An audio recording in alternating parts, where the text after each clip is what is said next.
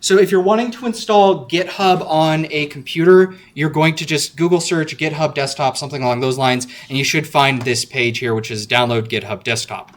In my case, I'm on Windows, so I'll download for that, but you can also see it's for Mac. If you are using a Linux computer, I'm going to assume that you just know how to use Git at that point because it's a Linux computer at that point. But generally, what the difference between Git and GitHub Desktop, GitHub Desktop is a graphic user interface that you can do. So you don't need to know any command line commands, anything like that.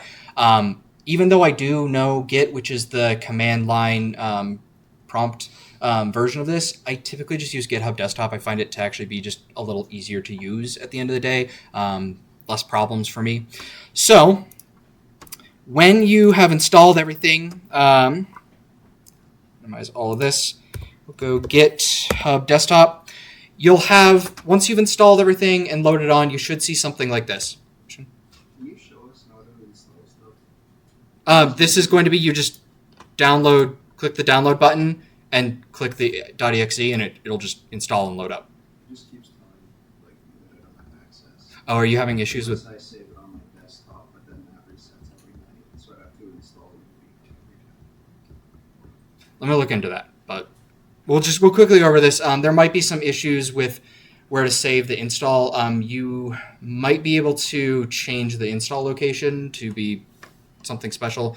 I'll take a look at that, but generally, once it's installed, once it's good to go, you'll see something like this up here in the corner. So I already have some repositories set up for myself. Up here in the corner, you can see, I can click here, and these are all the ones I have. So like this is my research project right now. And here's a good example. It says pull origin up there. That means there's changes that exist on the cloud that I don't have on my computer. So whenever it says pull origin, you click on it, it'll just upload those. If I made changes, it'll say push origin, and it'll show me a list of files that I've changed. Cool. So general overview there. Basically, the idea is you have a version of your project that exists on the GitHub servers that you then send changes to or download changes from. So upload changes, download changes, back and forth. So if you want to roll back, you can just pull. So if you want to roll back, there is a history thing here. So say you mess something up, there's history here, and you can right-click and go to revert changes and commit, and that'll send it back. So there is a history feature there. Say something goes horribly wrong, you can then bounce back. I've had to do that so many times with Unity. So you'll access that from the history tab. Cool. So say I wanted to create a brand new GitHub repo. Well, what I would do is I would go to File, New Repository. Then here I can type in my GitHub repo, type in a description. This is my Unity project for class. And then I'm going to choose where I want it. So right now it's going to my D drive /repos. If I wanted to put that somewhere else, say for instance like the M or S drive, you would just click choose, select where you want it to save, and it would point to that. The next thing, and this is really important, especially when you're working with a game engine, is you want a git ignore.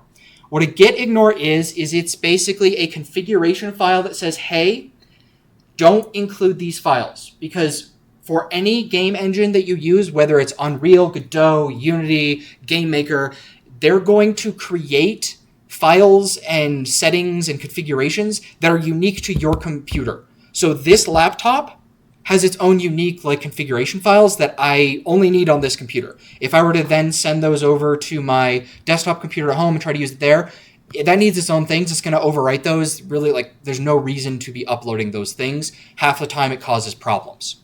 So when you click on this, for the git ignore, you see a whole list of different things. For instance, if you're doing just raw coding, there's just C++, which then ignores some compiler files that would be unique to your computer. But we can scroll all the way down, and we'll find Unity, Unreal Engine, all of these different things. In our case, you're probably going to choose Unity. And what that'll do is that'll set it up so that anything that's a Unity-generated file is just going to go, yeah, we're going to ignore that. You don't need it. Because your computer will automatically generate those files when you open up Unity anyway. You don't need to be pushing and pulling those. In this case, then, you can also set a license if you want. I'm not going to go into that too much.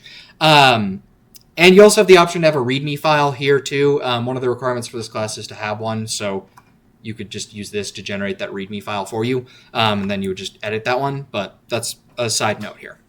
So once this has been created, once this is all set up, then we'll hit create repository. It'll take a moment, and then you'll see this. So very similar setup here.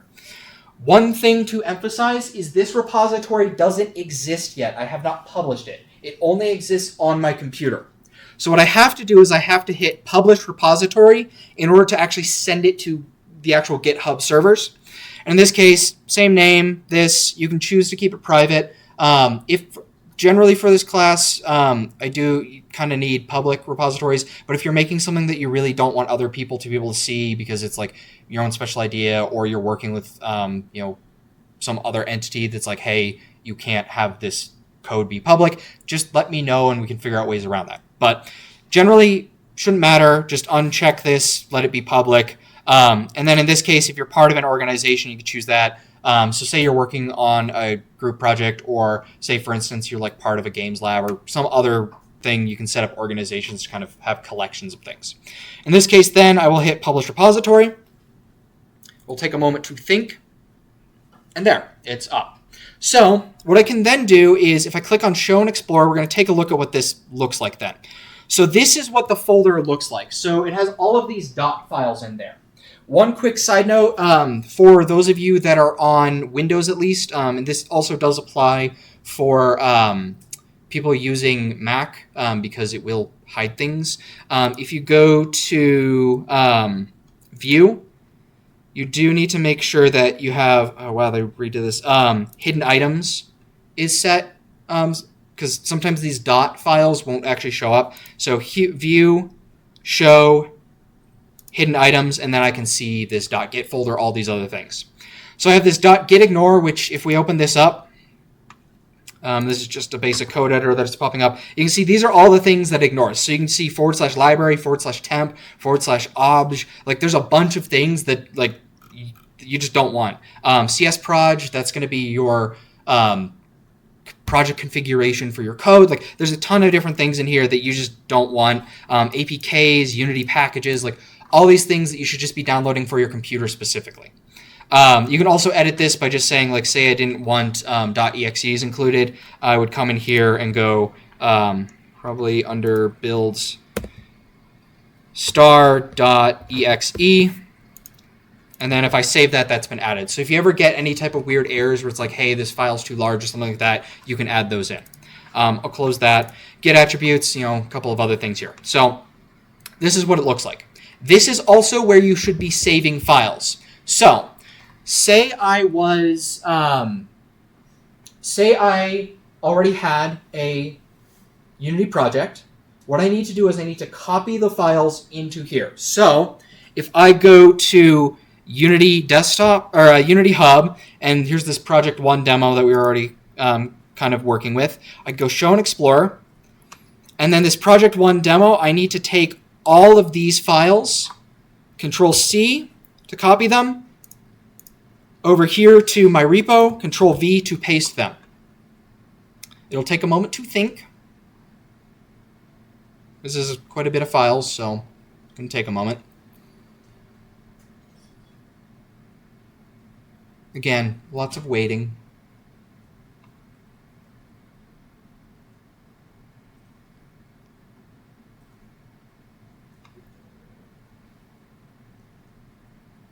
Definitely been more than 5 seconds. Cool. So this has been transferred over. And now if I go here, you'll see that I have a bunch of things that have popped up. Green means it's been added. Yellow means it's been changed. And if there was any red, that means something's been deleted.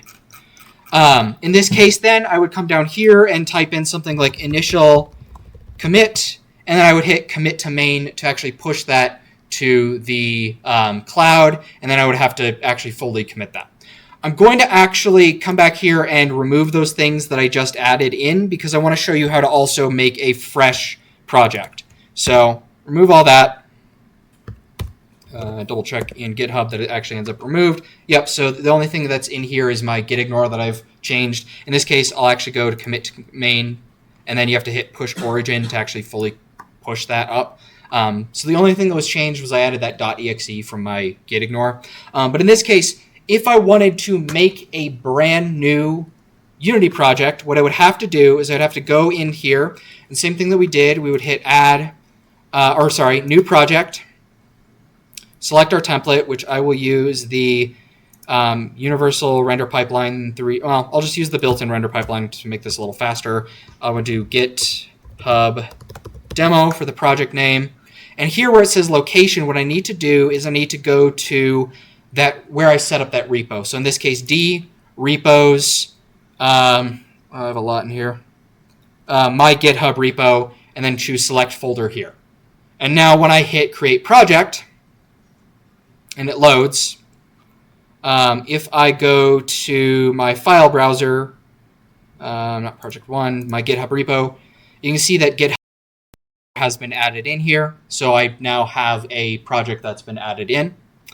And if I go to my GitHub, you can see that I have all of these. So once Unity loads in, I now have all of these brand new changes, and I can type in, initial commit to main. We'll take a moment to think because there's quite a lot that's been generated. And then once this has been committed, then I can click push origin to send it. The next thing then, of course, if I have any changes, so like you saw with that ONR project I had, here's a good one. So this says pull origin, that means I have something to download. So in this case, if it ever says pull origin, that means there has been a change made that you need to download. If it says push origin, that says there are changes that you've committed that you need to upload. So if I go back to my GitHub repo, fetch origin, you can always, you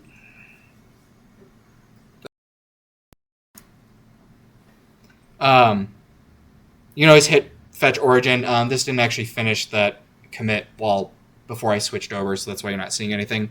But generally speaking, GitHub is a very useful tool for cloud storage type of things. In this case, it's primarily made for projects like games and coding and whatnot, so it's very useful for these types of things. The one caveat, though, is if you ever see an error that says you need to initialize Git LFS, large file systems or storage, be wary of that because that requires a very particular way to set that up, and sometimes Git LFS can actually break your project. So if that ever pops up, please just email me so I can help you out with that. But generally speaking, most of you probably won't run into that because that's for really, really massive files, and I am not expecting any of you to be working with something over 100 megabytes because that's actually a really big 3D model. That's really the only thing that should ever be that large, and generally speaking, I wouldn't expect most of you to be running into that yet. One thing that I forgot to mention in the live demo that I want to add on to the video for you all is if your GitHub repo looks something like this, where you have 13,000 changes or something along those lines, and you're getting Git LFS problems with your libraries, LLB files or something like that, things that look like they're generated and whatnot, what you need to probably do is move the project files from the your project folder into just the GitHub repo. So in this case, what we'll do is we'll come here. Give me a second to close that. What you need to do is, your GitHub might look something like this, where it's my Unity project, which is the Unity project that you copied over. Instead of having a folder, my Unity project, with then, all of the assets and stuff in here, what you want to do is copy or cut all of the assets and library and all of these things from your Unity project into just the GitHub repo itself, and then delete that project folder. And you see in GitHub we have 13,826 changes still, but if I come back here and once it refreshes, we'll see 28 changes. Typically, if you're having more than 3,000 to 5,000 changes, you typically need to double check that your GitHub repo is structured like this. For whatever reason, sometimes when you have a kind of subfolder with your project in it. Sometimes GitHub's .gitignore doesn't notice that, and it will still try to include everything that you don't necessarily want. So now I can then go, all right, here's my commit to main, push origin, and we're good to go. No more errors, no more issues. The one caveat to that is you may have to then in Unity Hub re-find your project, because when you move the specifically the GitHub demo.sln and some of these other Unity things from that folder, you've now changed the directory that your project is under. You basically changed the location on your computer where the files are stored. So Unity will not be able to find them now. They, if we go to Unity Hub, do our favorite thing of so Unity Hub, you can see here that it says D3100 Project 1 Demo. This is telling me where this project currently is. But if I go into here, I have the my GitHub repo is my GitHub repo. And if I look here, I don't have anything that is currently at that location. So if I did have something here and it was a different, location under the project name, there's a very good chance that you'd end up with something of like, hey, this isn't working. I can double check here. So I still have my Project 1 demo here, but you can see this is a different location. But say I were to actually come in and delete this Project 1 demo, or in this case, say I moved it like we did with copying and pasting our projects. If I come in here and then go, okay, cool, I want to open this up, you will probably see something project failed to open. It cannot be opened. Please check the logs. In this case, what it's saying is that project doesn't exist where it is. So what you have to do is typically what you want to do is you want to remove the project from the list. So just remove that and then click add project from disk. And then here we'll select, okay, here's the my GitHub repo. We'll just navigate to wherever that project is. Click add project, and then it pops back up, and now we should be able to open it.